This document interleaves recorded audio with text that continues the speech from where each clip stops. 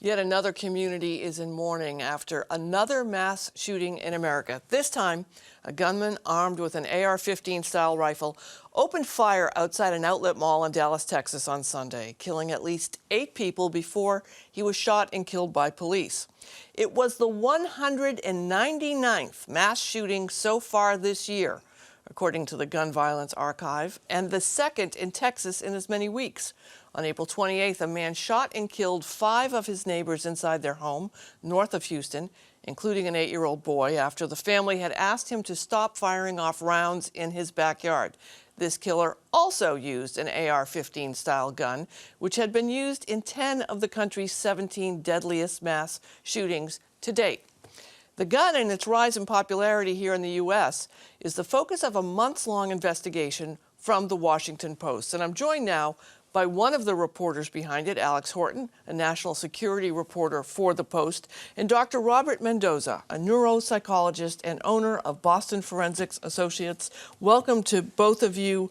Alex, I want to start with you. And can you tell us what AR-15 stands for? I mean, I'm always amazed at how this argument really devolves into what the name of the weapon is that's killing so many people. What's AR-15 stand for?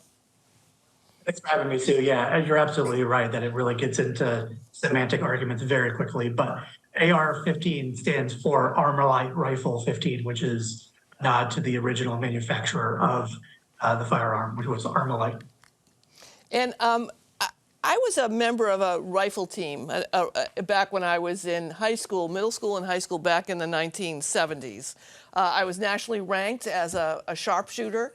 I owned a weapon, I owned a rifle, and I have to say that my experience on that team as a member of the NRA, a junior NRA member, is very different from what someone who is joining now might be. Can you tell me, Alex, how the weapons, like if I were going to buy my Mossberg 22 bolt action, I probably wouldn't want to buy it this time. I'd probably want to buy something else because of the marketing, right? Yeah, I think gun makers have been very successful in selling not just the weapon itself, the AR-15, but also the image around it, the kind of cool guy, commando in waiting sort of mystique and image. And you're absolutely right. When you go to a gun store now, the shelves are saturated with AR-15s from, a number of different manufacturers, tons of different styles, tons of different price points. And I think it's another attractive feature for them. They're not just, relatively easy to shoot and easy to understand. But you can get an entry-level model for just a few $100. So I think those are a few selling points.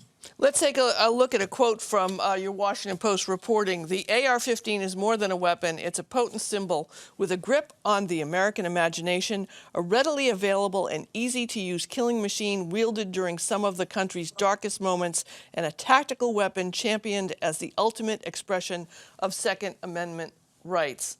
Dr. Mendoza, we have had a love affair with weapons and guns in this country. Probably since our founding, I think it might be safe to say. What's different now? What's different in our culture now that is having all these mass shootings when guns, people have had hunting weapons for centuries. Right. What's different now? Right, well, there's a culture. It's a culture that's evolving now with Madison Avenue marketing, it sounds like. Other countries have mental illness. Other countries have video games, all the things that we tie to violence and guns and so on. The United States is just off the charts, though, in that area. What really is disturbing, there are 3 trends that are related to this and actually played out in Texas recently. Since 2016, people's affiliations with hate groups involved in mass shootings has increased 3 times, threefold. There's also the concern that it's now a more public operation. The gentlemen, the men and women that were dying out there in Texas when the shooter got out of the car, he's in the parking lot now, in a public place. That's slightly unusual statistically now, and it's growing, retail shops, restaurants. And then the one that's referencing our conversation is there's an increase in people wanting notoriety, people feeling like they're part of the in crowd and the in group. That's on the rise. And I think when people start to market a weapon that can kill lots of people at once, people wanting to feel like that's a cool thing to do, it's really a bad combination. Let's take a look at some of the statistics that you mentioned. What mass shooters have in common, according to the Violence Project, which studied data from mass shootings in 2021. Early childhood trauma and exposure to violence, an identifiable grievance or crisis point, have studied the actions of past shooters and the means to carry out an attack. You know, I've been thinking a lot lately, Dr. Mendoza, about when I was younger and the older people in my life who would yell at people who might park in front of their house on the street, kids get off my lawn. And then we're looking at some of these open carry states where people have more access to weapons and they're shooting people for turning around in their driveway. And these aren't kids doing the shooting, these are older people. Is it the accessibility to the weapons that have made our interactions more violent? It's a combination, as you can imagine, of a lot of things. It certainly is. The more things that you have to kill people and the availability, the more likely that's going to be an outcome. The other thing is that, and I know people don't like to hear it because they think it's an excuse, but there is a mental health issue related to this, but not the one I think people think of. This isn't people hearing voices and so on kind of mental illness. These are people struggling, they're frustrated. There is a failing mental health system. It's broken. If you call to get a psychiatrist now in the greater Boston area, it could be months before you find somebody. To find great therapists are leaving networks because insurance companies do such a poor job of reimbursement. Their billing system is a nightmare. So we have this horrible nexus, bad mental health system, people growing with frustration. And so now people that aren't necessarily mentally ill in that classic sense are now the people engaging in these behaviors that they might not have when they had a better system to deal with it. Alex Horton, did you guys learn anything reporting on this that was surprising to you? I mean, we're all now sort of experts in mass shootings, but was there anything that struck out to you that was shocking?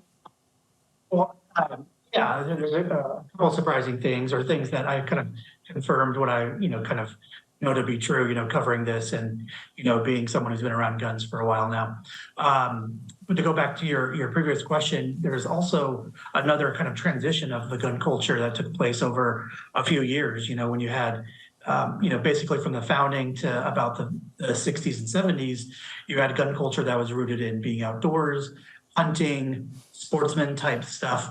And then once there was laws and a really big focus on, increasing law enforcement, increasing harsher penalties because of rising crime in the 60s, 70s, and 80s, there was a general turn to the next phase of gun culture, which was predicated on self-defense. And, all the hundreds of ads we looked at from, 1964 through today, you start to see this transition to where it's about defending the country or defending your home or defending your kids. So there's this kind of move from shooting as recreation and hunting and maybe something you depend on for maybe even fun, to survival, to I need to protect my family here. And I think that there is this dynamic of these people getting shot for these really, kind of simple reasons. Pulling into a driveway, knocking on a door is predicated on this sort of hyper intense feeling of you could be attacked at any time. I think that certainly plays a role. When it comes to the ads themselves, what I found one of the most interesting that we sort of touch on in her story is there is, and you talked about the sort of semantics at the top of the show, that gun owners get into, being very precise about the way a gun is made or the way a gun is manufactured, how it functions.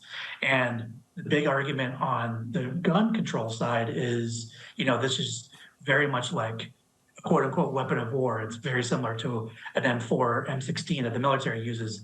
And the gun advocates say it couldn't be more different. It's you can't fire automatic, therefore these are night and day.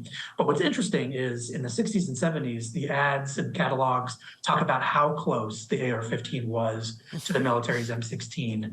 There was one Colt ad or Colt catalog page from the 1970s that says the Colt Sporter looks like, functions like, and operates just like its military cousin.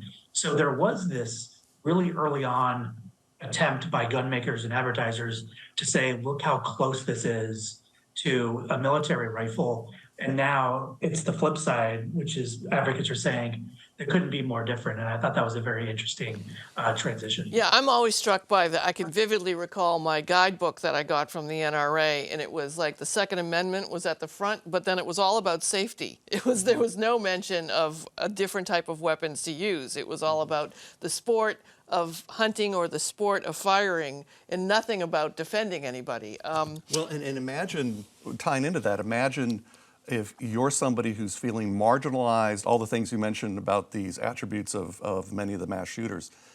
You're feeling marginalized, you're feeling horrible about yourself, you're feeling ostracized by everybody around you, you feel you need to, in some ways, protect that sort of sense of who you are, and then you go online and you start to see people saying, hey, you know, don't let people force you into corners. You know, you can protect yourself. It horribly plays into the developing pathology that somebody has, and the access being so easy to get. Now you're sending them down, you know, the hill pretty quickly at that point. Alex, have you had any reaction from the manufacturers about the story or about how they're marketing things and if they're going to change? No one really wanted to talk about it. It's not a big surprise. I mean, generally, when it comes to talking to gun makers or gun accessory producers, you know, it's sort of like going to the CIA for comment. You know, they're not going to respond, or they're just going to tell you we don't have anything to offer you. So there was not a ton of engagement. Surprisingly, the only really kind of conversation I had was one of the ads we featured was from a company that no longer exists, and it was acquired from a holdings company, and they still make some parts, and you know they wanted to convey that you know one of the flourishes of advertising you know in like the early aughts was about customizing your rifle or like the quality of parts, and they wanted to stress that. But beyond getting into the social dynamics of it, we didn't see a whole lot of enthusiasm from gun makers on exploring that. Robert, as we wrap up here, the Second Amendment isn't going away. The weapons aren't going to be taken back. Is there anything that we can do to try to shift culture to put weapons in a place where they will be less dangerous to us? So from the clinical standpoint, once a person is at a door of the school or the restaurant or the shopping mall with a gun, it is too late to really do anything clinically. If you're going to stop any of this from happening, you're going to have to start way upstream on this thing and start providing the kind of help that people need as they begin to devolve into these areas where they might explore the possibility of weapons, et cetera. For everybody that wants to put an armed person in the school, how about putting another trained counselor in the school, probably at the equal price, but with a better outcome because it's earlier in the process. We should note there have been people with the guns trying to protect people who were there, and it had little or no impact. Alex Horton, Dr. Robert Mendoza, thank you for joining me. I appreciate your work on this. Thanks for having us.